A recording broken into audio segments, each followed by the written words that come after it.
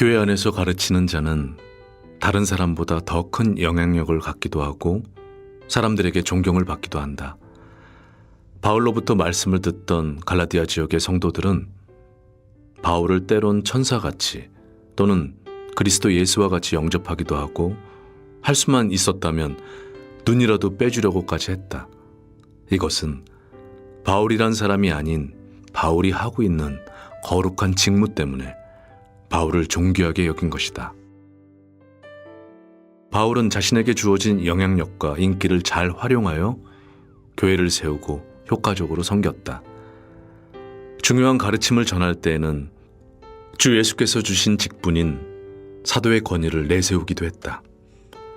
바울은 청지기로서 자신에게 주어진 모든 위치를 직분 수행을 더 잘하기 위한 수단과 방법으로 사용한 것이다. 청지기는 주인이 맡긴 것으로 주인의 뜻대로 주인의 일을 하는 사람이라는 뜻이다. 우리가 혹 교회 안에서 갖고 있는 위치와 직분, 또한 그 때문에 생긴 영향력과 결정권들은 반드시 청지기 직분을 잘 수행하기 위해서 주인의 뜻대로 쓰여야 한다.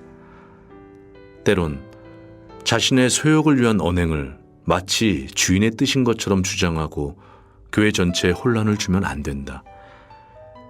주인이 주신 모든 것을 오직 주인의 뜻대로 주인의 일만을 위해서 사용할 때 착하고 충성된 종으로 주인에게 칭찬과 상급과 영광을 받게 될 것이다. 오직 성령으로 살고 또한 성령으로 행하고 헛된 영광을 구하여도 성도들 사이에 서로 격동하거나 서로 투기하지 말아야 한다. 내 중심의 소원 중에 하나는 선하고 충성된 청지기로 말하고 행하고 살다가 주님을 만나는 것이다. 주님 자신이 이루어 주시리라 확신하며 빌고 비는 나의 소원이다. 너희 중에 지혜와 총명이 있는 자가 누구뇨? 그는 선행으로 말미암아 지혜의 온유함으로 그 행함을 보일지니라. 그러나 너희 마음속에 독한 시기와 다툼이 있으면 자랑하지 말라. 진리를 거스려 거짓하지 말라. 이러한 지혜는 위로부터 내려온 것이 아니요 세상적이요 정욕적이요 마귀적이니 시기와 다툼이 있는 곳에는 요란과 모든 악한 일이 있음이니라. 오직 위로부터 난 지혜는 첫째 성결하고 다음에 화평하고 관용하고 양순하며 긍휼과 선한 열매가 가득하고 편백과 거짓이 없나니 화평케 하는 자들은 화평으로 심어 의의 열매를 거두느니라. 야고보서 3장 13절로 18절 말씀. 서도성 목사님의 단상, 청지기의 마음이었습니다.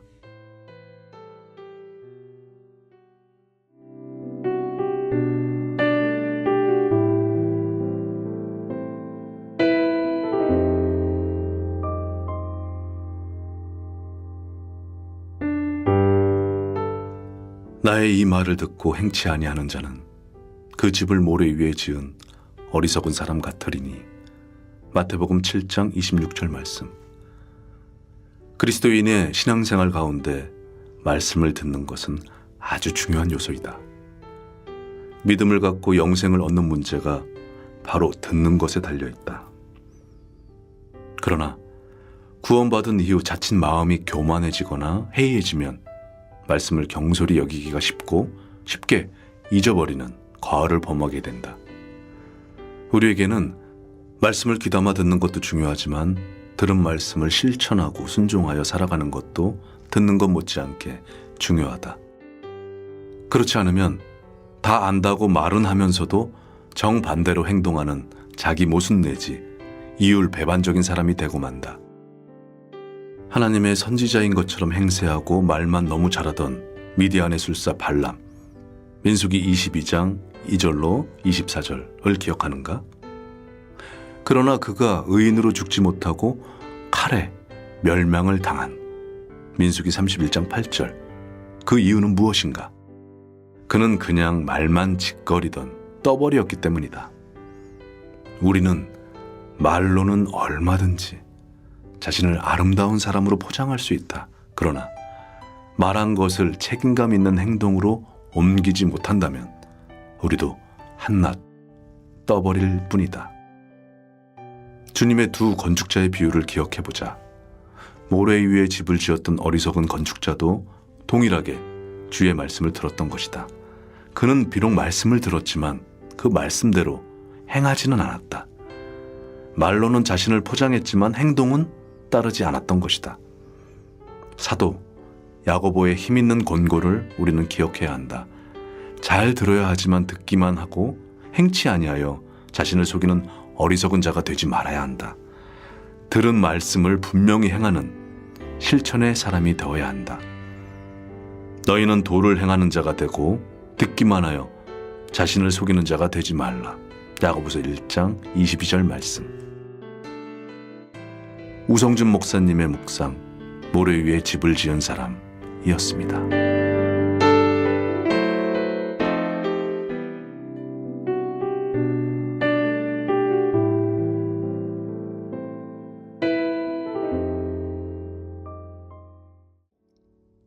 벌거벗은 몸에 왕복을 걸치면 왕처럼 보인다. 낡은 옷을 걸치면 거지처럼 보이기도 한다. 인간은 인생을 살면서 여러 옷을 걸쳐 입고 그 옷으로 적신의 부끄러움을 감추며 옷으로 나타낸 신분으로 자신을 높이기를 좋아한다. 그러나 인간 스스로 걸쳤던 옷들은 하나님 앞에 벗겨질 날이 온다. 죽음을 건너갈 때는 적신으로 세상에 왔듯이 다시 적신으로 돌아가야 한다. 그동안에 무슨 옷을 입고 허세를 떨며 살아왔든지 죽을 때는 원래 왔던 모습 그대로 돌아가야 한다. 인간이 하나님 앞에 갈 때 입고 갈 수 있는 유일한 옷은 하나님이 준비해 주신 구원의 옷뿐이다. 예수님의 피를 뿌림으로써 준비된 희고 깨끗한 의의 옷을 입어야만 하나님께서 예비하신 천국 잔치에 들어갈 수 있다. 하나님을 주와 구주로 믿는다는 것은 바로 예수 그리스도로 옷 입고 그분의 의로움을 갖게 된다는 뜻이다. 오직 예수로 옷 입은 자만이 천국에 들어갈 자격이 있다. 이 옷은 누구든지 입을 수 있도록 하나님께서 준비해 놓으셨다. 누구든지 그리스도와 합하여 세례를 받은 자는 그리스도로 옷 입었느니라. 갈라디아서 3장 27절 말씀. 내가 여호와로 인하여 크게 기뻐하며 내 영혼이 나의 하나님으로 인하여 즐거워하리니 이는 그가 구원의 옷을 내게 입히시며 의의 겉옷으로 내게 더하심이 신랑이 사모를 쓰며 신부가 자기 보물로 단장함 같게 하셨음이니라. 이사야 61장 10절 말씀. 서도성 목사님의 단상, 하나님이 주신 예복이었습니다.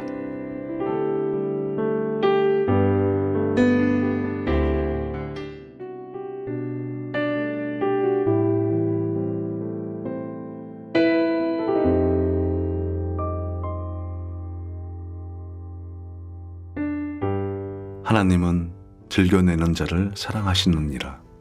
고린도후서 9장 7절 말씀. 주님은 모든 것의 주인이시다. 우주와 그 가운데 모든 것을 창조하셨으며 모든 인생을 지으시고 매 순간순간 귀한 은혜로 살게 하시는 우리 모든 사람의 주인이시다. 주님은 연약한 인간에게 섬김을 바라시는 것이 아니라 오히려 인간을 섬기신다. 우리의 필요한 것들, 우리 각 사람의 생명과 호흡과 만물을 주시는 분이시다.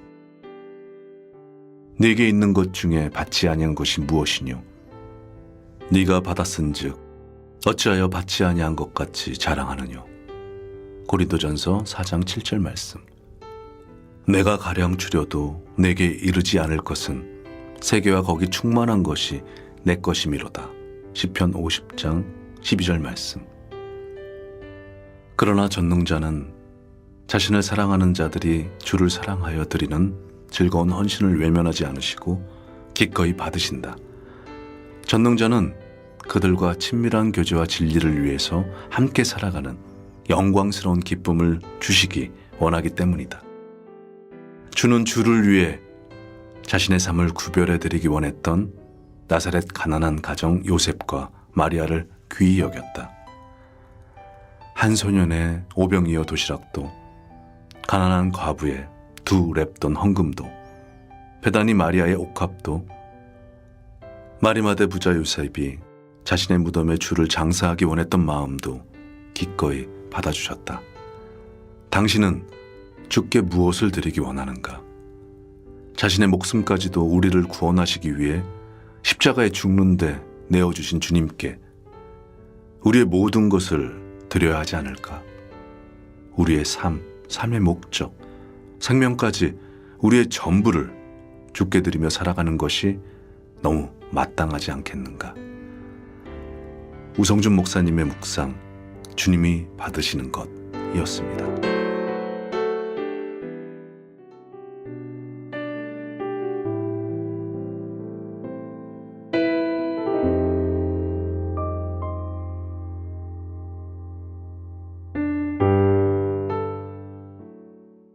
여호와여, 나의 종말과 연한이 어떠함을 알게 하사 나로 나의 연약함을 알게 하소서. 시편 39장 4절 말씀. 가능하다면 인생에서 많은 실패와 좌절을 경험해보는 것이 좋다. 그런 과정을 통해서 자신의 연약함을 처절하게 발견하고 헛된 것을 기대는 교만을 버리게 될 것이기 때문이다. 고난을 통해 얻게 될 최고의 유익이다. 우리는 너무 쉽게 자신이 연약한 아이였다는 사실을 잊고 사는 것 같다. 마치 자신은 처음부터 개구리였던 것처럼 주변의 올챙이들을 깔보는 교만을 부리는 것이다.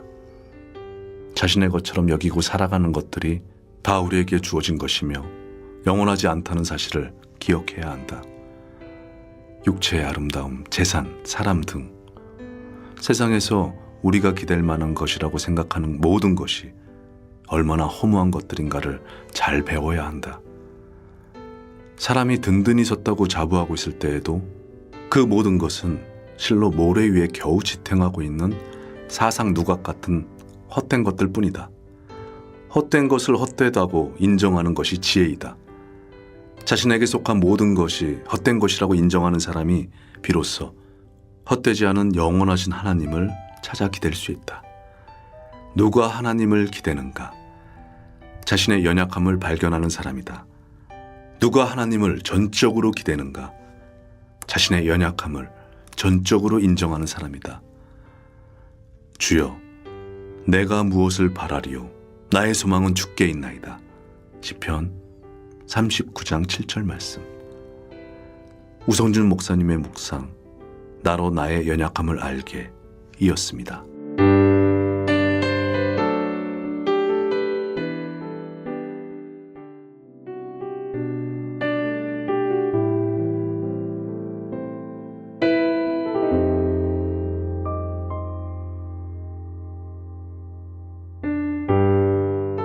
너희는 먼저 그의 나라와 그의 의를 구하라. 그리하면 이 모든 것을 너희에게 더하시리라. 마태복음 6장 33절 말씀. 하나님의 말씀은 법칙이다. 성경에 하나님이 우리 일상을 다스리시는 주인이 되시기 때문이다. 하나님은 각 사람의 마음을 살피시며 각 사람의 믿음과 선택에 따라 보응하신다. 하나님의 말씀, 성경에 익숙한 사람이 될수록 우리는 하나님의 다스리심에 익숙하게 순종할 수 있다. 그것이 우리의 일상을 지배하는 법칙이기 때문이다. 하나님께 지혜를 구하는 자는 결국 지혜로운 사람이 된다. 하나님께서 구하는 자에게 후히 주시리라 약속하셨기 때문이다. 스스로 자신을 높이는 자는 낮춤을 당하고 겸손히 자신을 낮추는 자는 결국 높임과 영광을 얻게 된다. 법칙이기 때문이다. 주 예수를 믿으면 자신과 자신의 집이 구원을 얻게 된다. 법칙이기 때문이다. 부모를 잘 공경하는 자는 땅에서 잘 되고 장수하게 된다. 법칙이기 때문이다. 범사에 하나님을 인정하고 행사를 하나님께 맡기는 자는 하나님의 인도하심과 도우심을 입으며 살게 된다. 하나님께서 그렇게 약속하셨기 때문이다. 무엇보다도 먼저 하나님을 구하고 그의 뜻을 위해 먼저 자신을 드리는 자는 모든 것을 더해 주시는 하나님의 은혜 속에 살게 될 것이다. 하나님께서 약속하셨기 때문이다. 친구여, 당신의 생각과 말, 행동을 지배하고 있는 것이 무엇인가? 하나님의 말씀인가? 아니면 당신의 생각, 당신의 철학과 사상인가? 당신에게 하나님의 말씀은 단순한 참고 자료인가? 아니면 우리의 일상을 다스리시는 살아계신 하나님의 법칙인가? 우성준 목사님의 묵상, 하나님의 말씀은 무엇인가? 이었습니다.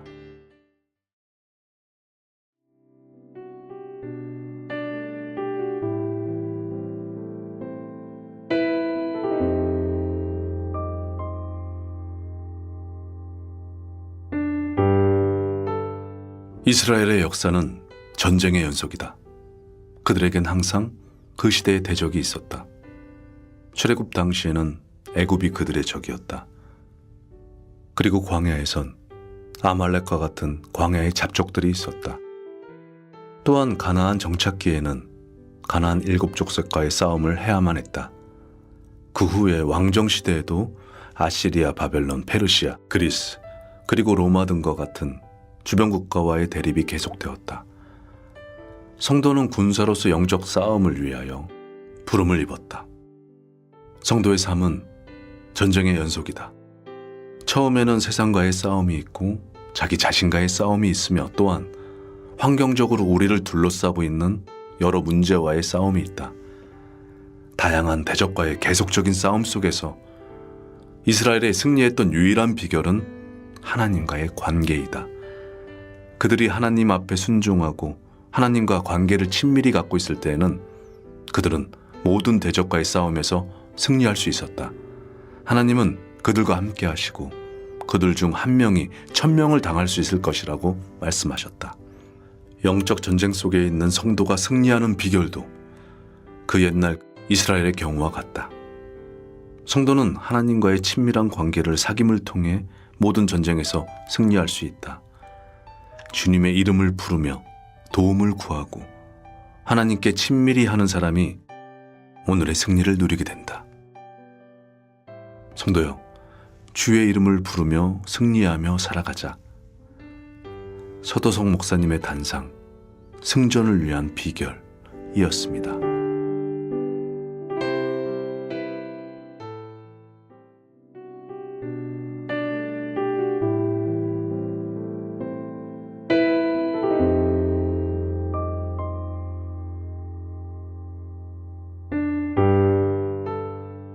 또 거라사대 너희는 온 천하에 다니며 만민에게 복음을 전파하라. 마가복음 16장 15절 말씀. 하나님은 천지를 창조하신 주인이시며 역사를 친히 주관하신다. 그는 죄로 인해 이뤄진 사람을 구원코자 하였으며 장구한 기간을 통해 구속을 계획하셨다. 구약에 미리 약속하신 대로 이 땅에 오신 성자 그리스도는 자기 죽음을 통해 구속을 이루셨으며 이제는 이 기쁜 소식을 천하의 백성들에게 전해 그들을 건지는 일만 남았다. 그리스도인은 그리스도의 피로 구원받아 그리스도의 것으로 구별된 사람들이다. 그들의 최대 사명은 주 예수께서 이루신 복음의 기쁜 소식을 모든 사람에게 전해 그들을 구원하는 일이다. 복음을 성취하고 죽음에서 부활하신 주님은 온 천하에 다니며 만민에게 복음을 전파하라고 우리에게 명하신다. 복음을 전할 사명을 감당하기 위해 우리는 필요한 것들을 준비하고 익혀야 한다. 먼저 성경에 익숙한 사람이 되어야 한다. 우리가 전할 내용이 말씀이기 때문이다. 실제로 성경적인 생각과 태도, 언행을 익히는 것이 중요하다. 또 한 가지는 영혼을 건지기 원하는 열정이다. 사람의 생명을 살리는 일은 모든 것보다도 먼저 해야 할 일이라는 복음 전도에 대한 분명한 인식이 필요하다. 물에 빠진 사람이나 불 속에서 죽어가는 사람을 건지는 소방관이 마음을 다하지 않고 있다면 그것은 부적절한 일이다. 사람의 생명을 담보로 수술하는 의사는 자기 일에 마음을 오로지 하고 있어야 마땅할 것이다. 우리는 영원한 멸망 앞에서 이뤄져가고 있는 생명을 건지는 사람들이다. 이 복음 전도의 사명에 우리의 마음을 다하는 것이 왜 마땅하지 않겠는가? 우성중 목사님의 묵상, 전도, 그리스도인의 최대 사명이었습니다.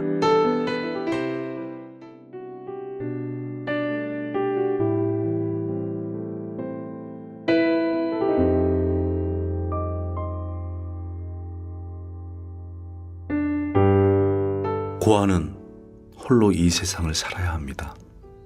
배고픔과 추위의 고통 속에서도 이것을 혼자 해결하며 살아가야 합니다.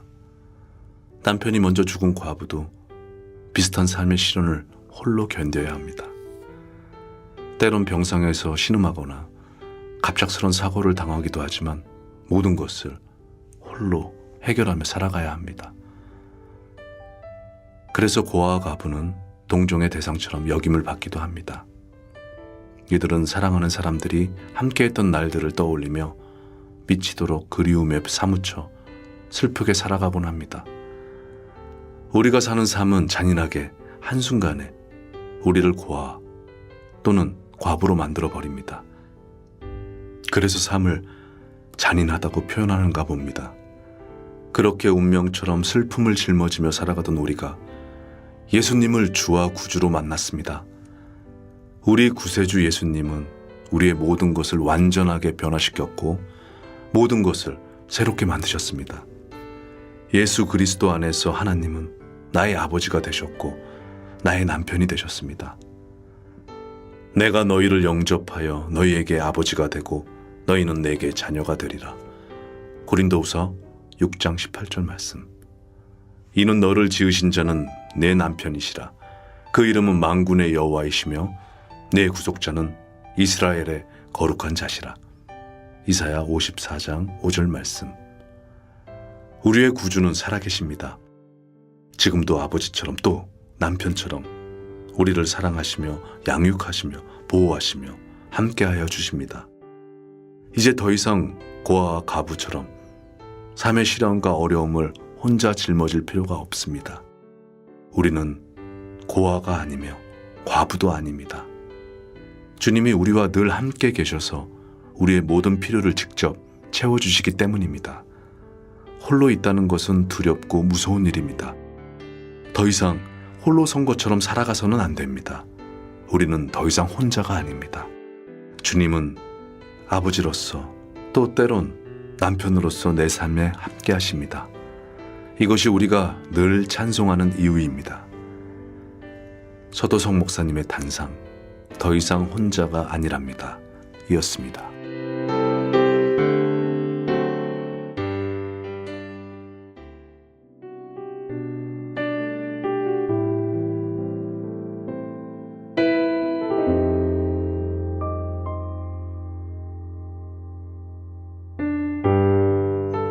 하나님이란 용어와 명칭은 같이 사용하여도 실제로 전혀 다른 신을 믿는 경우가 많이 있다. 이스라엘 민족도 실제로는 금송아지를 숭배하면서도 여호와의 절기를 섬기고 하나님을 섬기는 형식과 명칭을 동일하게 사용했다. 이러한 교묘한 우상 숭배는 참 하나님에 대한 그 신앙을 금송아지에 숭배하는 것과 같은 물질주의, 쾌락주의와 세속주의로 변질시킨다. 하나님을 마치 자기 요구사항을 조건 없이 들어주시는 개인적 수호신처럼 여기거나 무조건적인 사랑으로 자신의 범죄에 대해서도 대수롭지 않게 여기며 언제든지 웃으며 받아주시는 하나님처럼 생각하게 된다. 말세를 살아가는 그리스도인들에게 이교와 이단의 위협보다는 오히려 하나님이라는 용어로 유장된 금송아지 숭배가 더 큰 문제이다. 이 시대 기독교 안에 철학이 말하는 신념이라는 개념이 믿음이라는 용어로 쓰이고 배금주의가 축복이라는 말로 유행하고 있다. 또한 자신의 삶의 도덕적 변화를 요구하지 않고 헌금과 헌신만을 통해 축복을 약속하는 가르침이 금송아지처럼 경배받고 있다.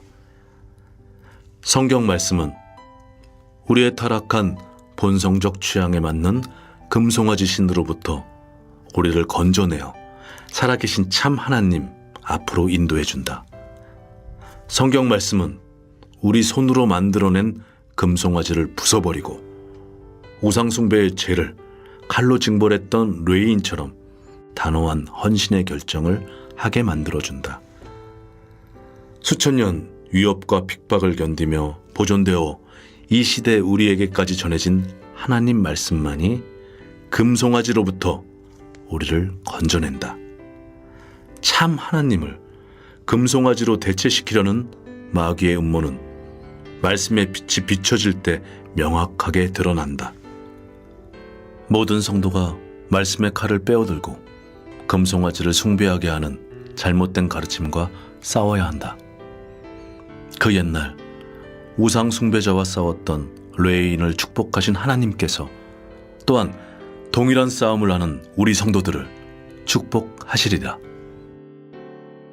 서도성 목사님의 단상 21세기 금송아지였습니다.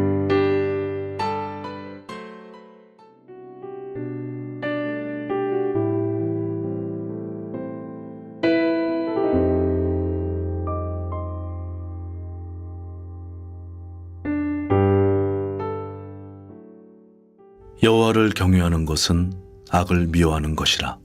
잠언 8장 13절 말씀. 하나님으로 자신의 두려워할 자를 삼지 않고 단지 사람에게 드러나 보이는 것만 두려워하는 자는 필연적으로 외식이라는 함정에 빠지고 만다. 단지 외모를 본다는 사람의 한계로 인해 마음의 간악을 숨길 수 있다고 생각하기 때문이다. 그러나 마음의 중심을 살피시는 하나님을 인식하며 우리는 악을 악으로 여기게 되어 부끄러움을 품고 악을 포기할 수 있게 된다. 요셉이 유혹의 현장에서 단호하게 범죄를 거절할 수 있었던 이유는 주인 보디발에 대한 두려움 때문이 아니라 하나님에 대한 두려움 때문이었다. 욥이 악을 떠난 사람이 될 수 있었던 이유도 그의 하나님을 하나님으로 인식하고 그를 경외하는 마음 때문이었다. 악을 미워하고 선에 속하게 되는 근본 동기는 하나님에 대한 바른 인식으로부터 나온다. 우리의 모든 것을 살피시는 하나님의 지극히 거룩하심과 선하심을 인식하게 되면서 우리는 자신의 악으로부터 돌아서게 된다. 복음을 통해 증거된 하나님의 공의와 사랑이 우리 마음속에 하나님에 대한 바른 인식, 곧 경외심을 갖게 하고 즐거이 악에서 돌이켜 적극적으로 선한 삶을 살게 하는 것이다. 하나님을 경외한다고 하면서 버젓이 악에 머물러 있는 사람은 그런 이유로 인해 아직 하나님을 알지 못하는 것이라고 말하는 것이다. 우성준 목사님의 묵상, 하나님을 경외하는 것.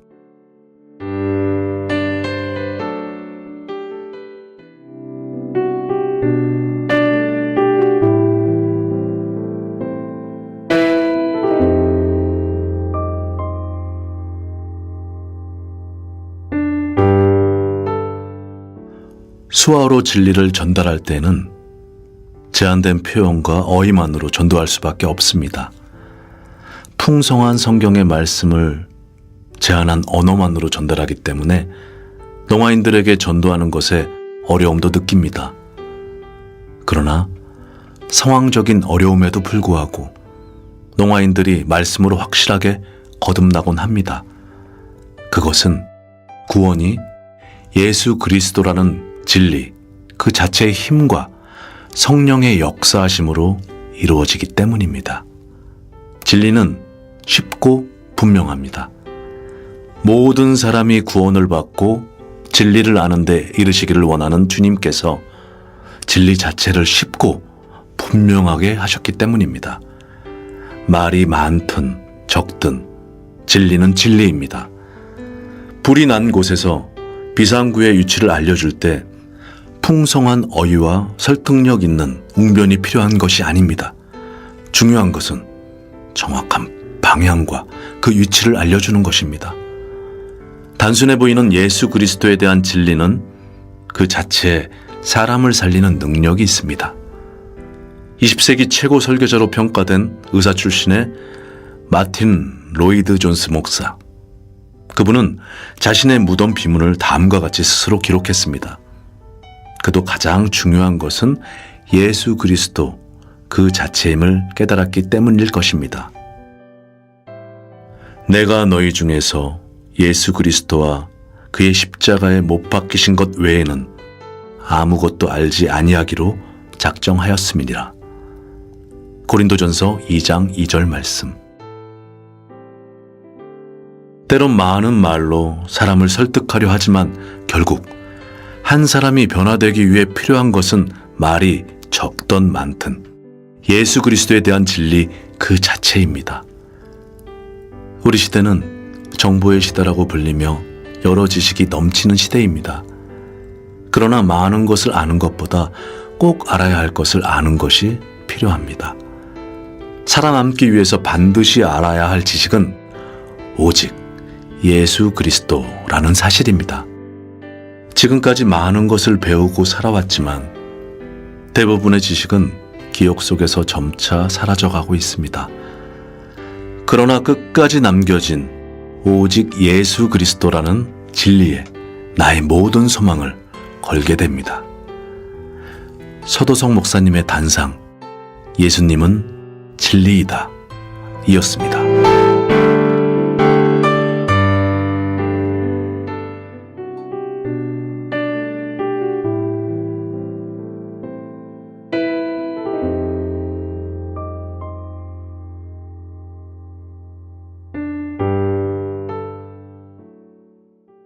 우리의 삶은 은혜인가 권리인가? 각양 좋은 은사와 온전한 선물이 다 위로부터 빛들의 아버지께로 내려오나니. 야고보서 1장 17절 말씀. 어린 자녀들을 두고 있던 젊은 부인의 장례식장에 조문을 왔던 여러 사람이 아직 어린 자녀들이 엄마 없이 살아가야 한다는 안타까운 현실 앞에서 하나님을 원망하기도 하였다. 참, 하나님도 무심하시지. 아니, 이렇게 어린아이들을 둔 엄마를 그렇게 데려가시다니. 그러자 그 아이 중 한 아이가 단호한 어조로 이렇게 답변을 하였다. 그동안 너무나 좋은 분을 우리에게 어머니로 주셨던 하나님의 은혜를 감사해야죠. 당신의 하나님에 대한 인식은 어떠한가? 당신에게 하나님은 모든 귀한 것을 창조하여 우리에게 주신 주인인가? 아니면 우리의 권리를 우리에게서 빼앗는 약탈자인가? 아브라함이 사랑했던 아들 이삭을 명하신 대로 기꺼이 하나님께 드렸던 이유는 무엇이며 모든 소유와 10자녀를 잃었던 욥이 흐트러짐 없이 하나님을 경배했던 이유는 무엇인가? 무남 동료 외딸을 번제로 드리기까지 소원을 지킨 입다의 믿음은 무엇인가? 그들은 자신의 가장 소중한 모든 것을 자신에게 주신 분으로 하나님을 인식하고 있다. 당신에게 하나님은 어떤 분이신가? 우성준 목사님의 묵상, 우리의 삶은 은혜인가 권리인가 이었습니다.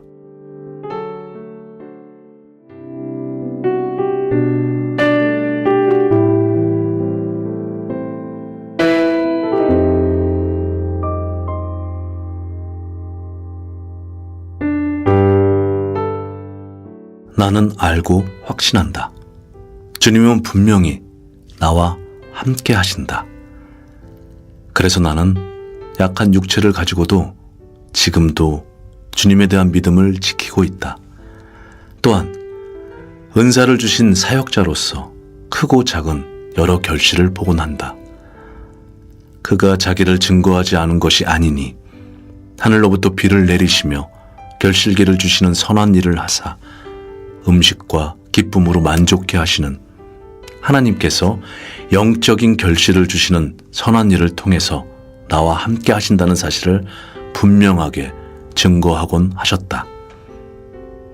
그런데 나 자신을 살펴보면 이런 은총을 누릴 자격조차 내게 없다는 사실을 고백할 수밖에 없다.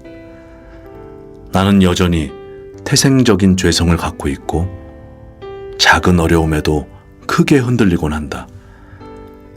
나 자신에 대한 실망과 좌절을 통해 나의 한계와 연약함을 잘 알고 있기에 결국 나는 모든 것이 은혜라고 고백할 수밖에 없다.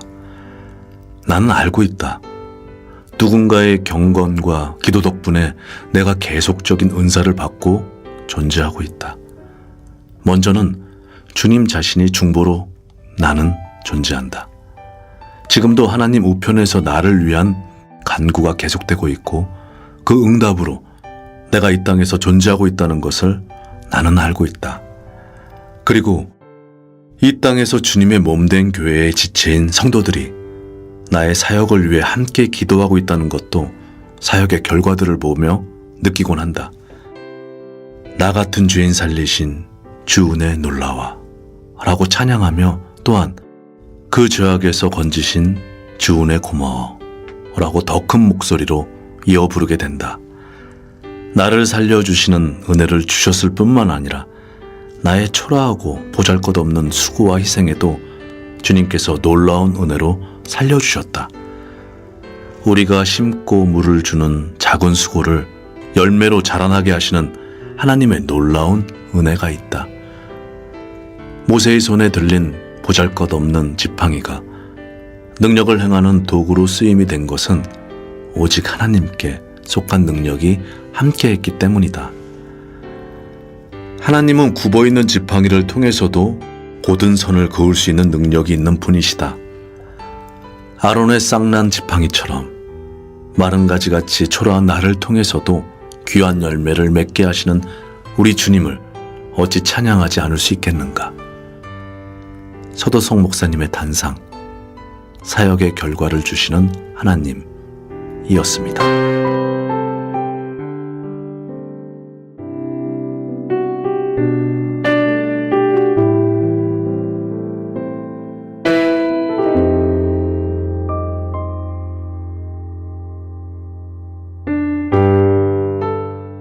두려워할 자를 두려워하며 존경할 자를 존경하라. 로마서 13장 7절 말씀. 하룻강아지 범 무서운 줄 모른다는 속담이 말해주듯이 갓 태어나 경험이 부족한 어린 강아지는 바른 인식이 결여되어 자신이 누구인지도 잘 모를 뿐 아니라 호랑이가 얼마나 두려운 존재인가 잘 알지도 못한다. 결과적으로 하룻 강아지는 호랑이 앞에서 경거망동하다가 불행한 결과를 맞게 된다. 이는 바른 인식이 결여되어 자신에 대해서 알지도 못하고 또 주변의 상황이나 사람들이 자신에게 어떤 의미인지도 잘 알지 못하여 상황에 부적절하게 함부로 말하고 행동하다가 불행을 자초하는 자의 이야기다. 바른 인식의 출발은 자신을 지으신 분을 배우는 것에서 시작된다. 사람이 성경을 배우면서 비로소 자신의 근원을 살필 수 있게 된다. 모든 것의 기원과 우리 삶의 모든 것이 하나님께로부터 왔다는 것을 인식하며 비로소 우리는 피조물로서의 위치로 돌아가게 된다. 우리의 삶과 업적이 우리 스스로 난 것들이 아니라 주시는 하나님께로부터 온 것이라는 것을 알게 되며 우리는 겸손을 배우게 된다. 우리의 일상 속에 미치는 하나님의 주권을 인식하며 우리는 그의 주권을 존중하는 겸손한 태도를 배우게 된다. 더 이상 이성 없는 짐승같이 원망하고 교만을 부리고 경거망동한 행동을 하지 않게 된다. 매사에 겸손하고 신중한 태도를 배우게 되어 인생을 헛되이 탕진하지 않게 된다. 바른 인식을 갖추기 위해서는 우리는 하나님을 바로 알아야 한다. 힘써 하나님을 알아가도록 해야 한다. 그것이 바로 바른 인생을 살아가는 초석이 되기 때문이다. 우성준 목사님의 묵상, 바른 인식을 갖추는 것 얼마나 중요한가 이었습니다.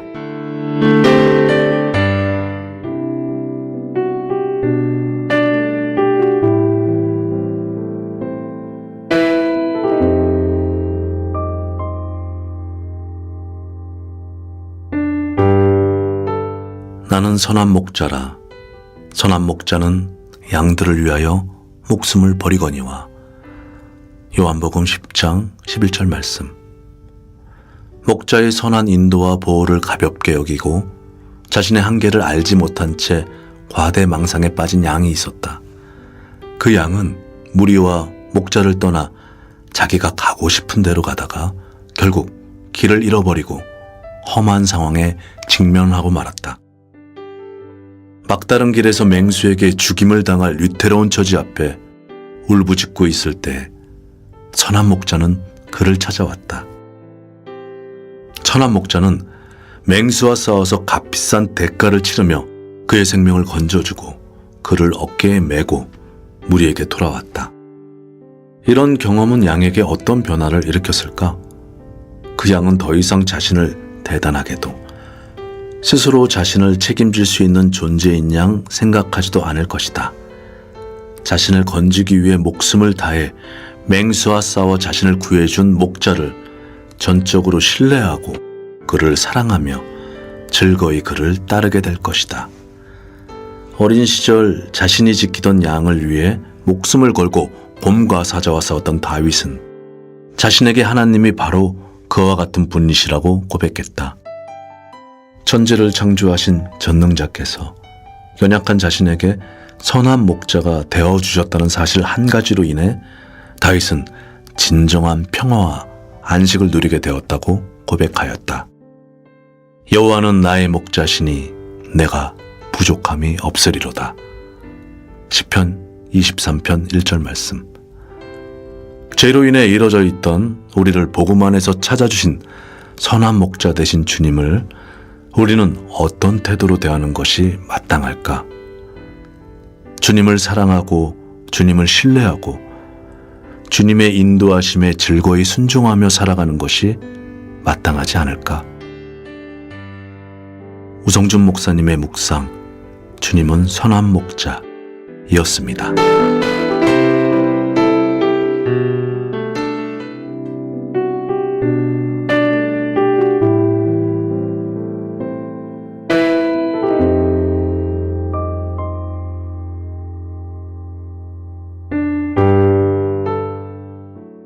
오직 말과 행실과 사랑과 믿음과 정절에 대하여 믿는 자에게 본이 되어.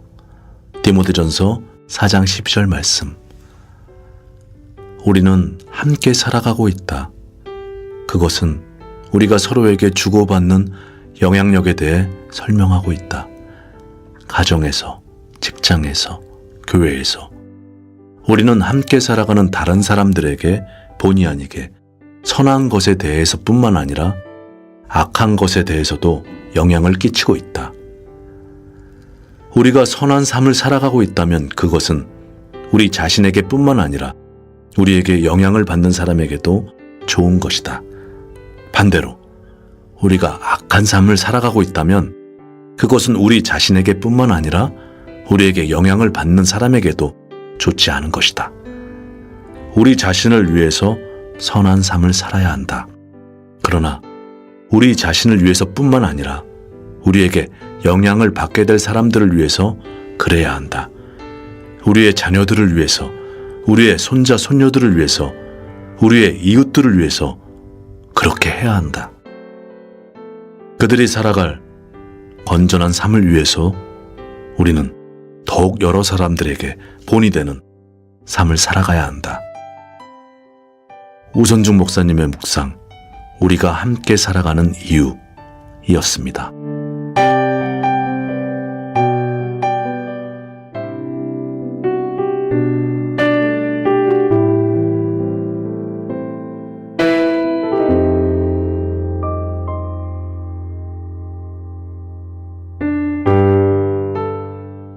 그러므로 누구든지 이런 것에서 자기를 깨끗하게 하면 귀 쓰는 그릇이 되어 거룩하고 주인의 쓰심에 합당하며 모든 선한 일에 예비함이 되리라. 디모데후서 2장 21절 말씀. 복잡한 인생 속에서 자신에게 주어진 일들을 잘 해내기 위해 우리는 필요한 준비를 해야만 한다. 얼마나 잘 준비되어 있는가 성패를 결정짓기 때문이다. 잘 준비된 연주자가 좋은 음악을 연주해낼 수 있고 잘 준비된 선수가 경기를 승리로 이끌 수 있다. 잘 준비된 군인들이라야 전쟁에서 적을 물리치고 승리할 수 있을 것이다. 얼마나 준비하고 있는가가 중요하다.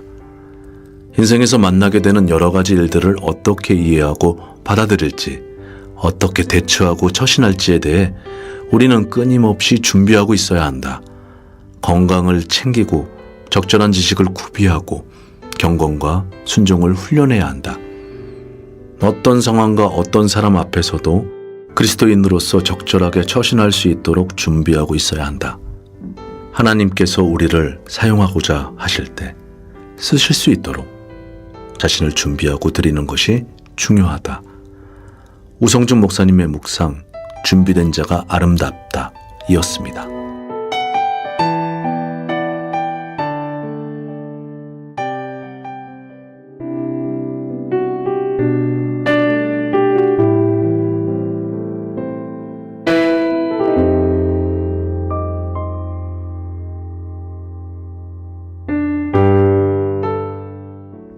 태생적으로 차남으로 태어나 유업을 받을 수 없었고 육신의 잔꾀로 살았던 야곱은 하나님의 놀라운 은혜로 이스라엘이라는 새 이름을 얻었다. 또한 하나님은 아브라함과 이삭의 하나님에 이어 기꺼이 야곱의 하나님이 되어주셨다.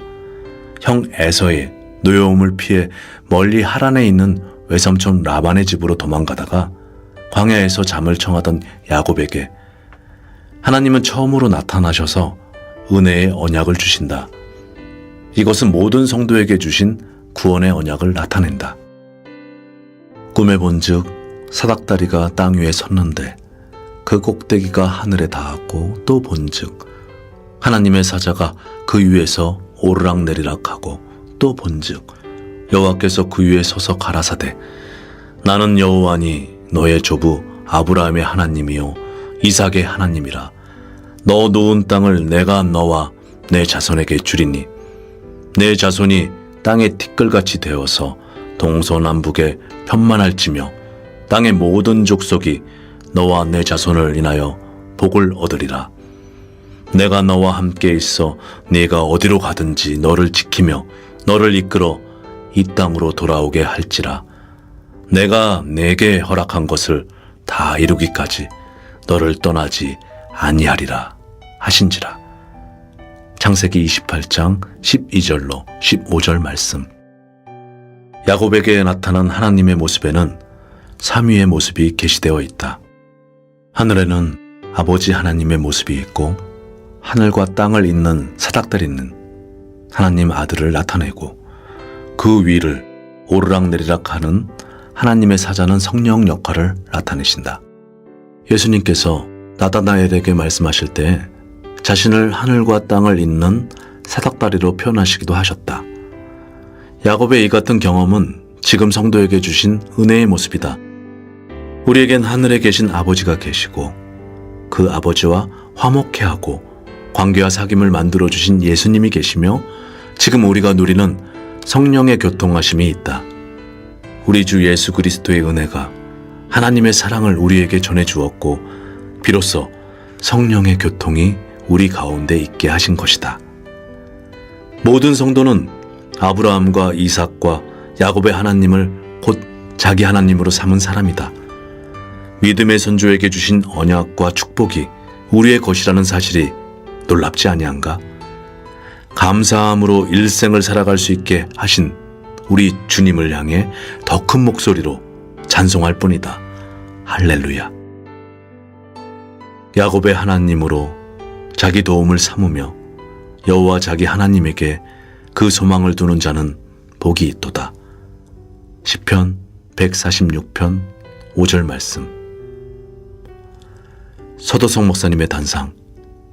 나의 하나님은 야곱의 하나님이다 이었습니다.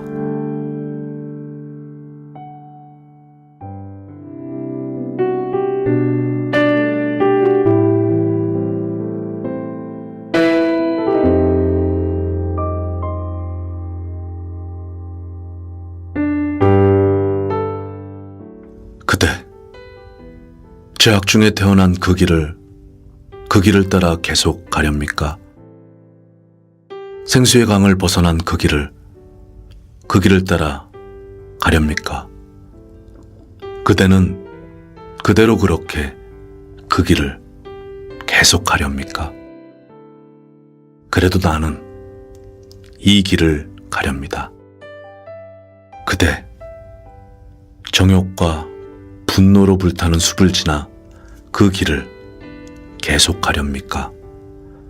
사망 악취 가득한 계곡 아래로 그 길을 따라 가렵니까? 그대는 그대로 그렇게 그 길을 계속 가렵니까? 그래도 나는 이 길을 가렵니다. 그대, 내가 걷는 이 길은 좁고 험하지만 이 길은 주님이 앞서 가신 길이며 저편에서 지금도 걷고 계신 길입니다. 그래서 나는 이 길을 계속 가렵니다. 서도성 목사님의 단상, 그래도 나는 이었습니다.